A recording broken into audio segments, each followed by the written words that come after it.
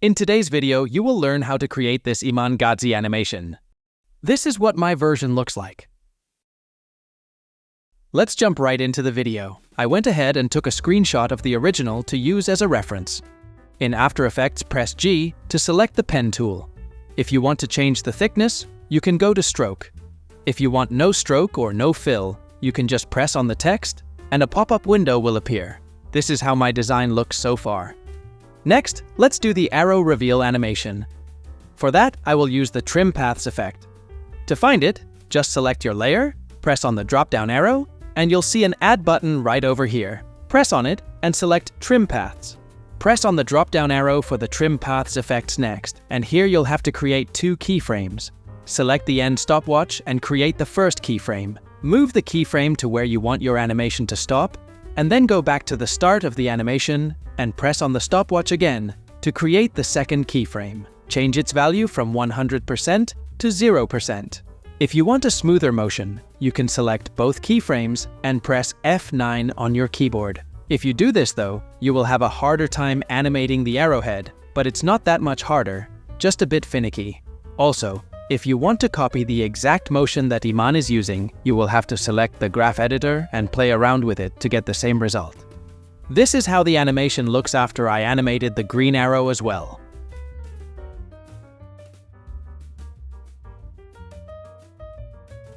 Now we have to design the arrowhead. Press G on your keyboard. Make sure that the stroke is set to none and fill to a solid color. You can round the corners by holding Alt and left-click together. If you designed it based on the screenshot from the video, you likely ran into the same problem as me. And the problem is that the center of your arrow is outside its shape, and you don't really want that. To fix it, select your shape and press Ctrl plus Alt plus Home. After that is done, go to one of your arrows. Press on the drop-down arrow button, Contents, Shape, Path 1, and then press on Path. Copy it by pressing Ctrl plus C. Move the slider to the beginning of the animation. Select your arrowhead layer, press P on the keyboard, click on Position, then press Ctrl plus V to paste. Now the arrowhead should follow the path you've created earlier. If the arrowhead doesn't have the right orientation, you can try to fix it by selecting it, then right-click Transform and Auto Orient.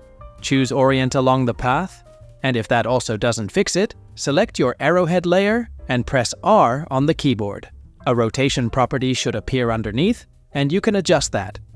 Now, if you decided to play with the animation keyframes earlier for the arrow body, you'll also have to do that with the arrowhead. You can either adjust it from the graph editor, or you can just stop the animation and adjust the arrowhead by dragging it in place, or you can use them both.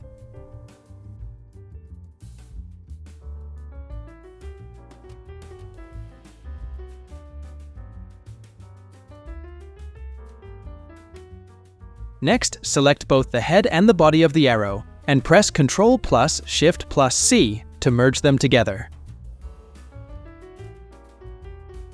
Go to Effects, search for Gradient Ramp, and drag it to one of the arrows. Color it however you want, and then just copy it to the other one and move the slider up and down. Now, we'll work on the breaking glass effect. Create a new solid layer and make it invisible. Go to Effects, type Shatter, and drag it to the arrow that you want to break. Change the view to Rendered, go to Shape, Pattern, and choose Glass.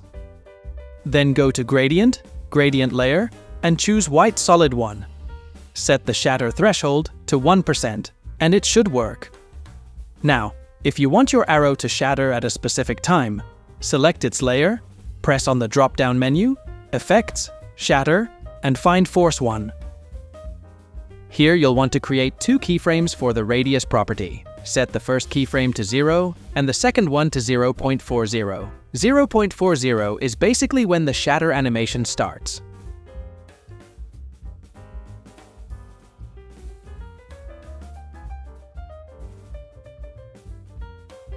If you want only a specific part of the arrow to break, you will have to select the white solid layer and press G to select the pen tool to create a mask. Make sure that on the gradient layer, you have selected Effects and Masks.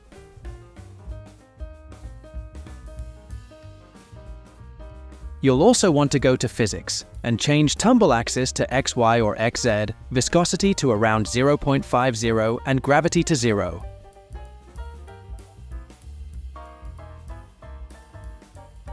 If you want to break your arrow into a bigger piece like in Iman's animation, you'll have to duplicate that arrows layer and create another white solid. Change to white solid 2 in gradient layer. Change the repetitions to 1 and create a mask on the white solid 2 above the impact point between the two arrows. Also, playing around with the pattern might help achieve the desired results.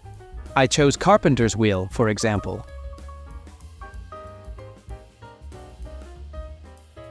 Go to the initial arrow layer and create a mask this time under the impact location. And that's about it. That's how you can recreate this Iman Gadzhi animation.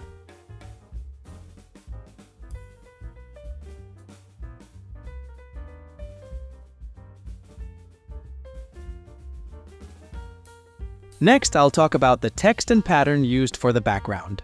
Go to Google and search for fingerprint texture. I will use this one from FreePic, apply invert to it, and change its opacity to something like 15%.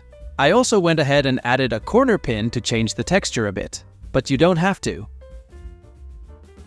If you want to animate it, select the texture, press on the drop-down menu, and go to Scale. Press on the stopwatch, move the keyframe to the right, and then go back to the start of the animation and increase the scale a bit.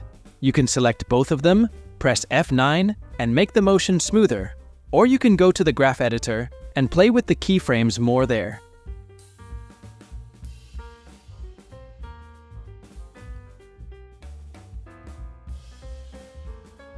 Next, I created an adjustment layer and applied a grain effect to it. Make sure to change the viewing mode from preview to the final output before exporting. For the font, I chose Hevitas, applied a gradient ramp to it, lowered the opacity, and made a mask so that the bottom half fades a bit. You can also add a dirt vintage film texture on top of everything and change its blending mode to screen and lower its opacity. If you want the choppy stop motion effect, you can go to Composition settings, and change the frame rate to something like 15. And that's it. This is how you can recreate this Iman Gadzhi animation. I hope you learned something from this video, and I'll see you in the next one.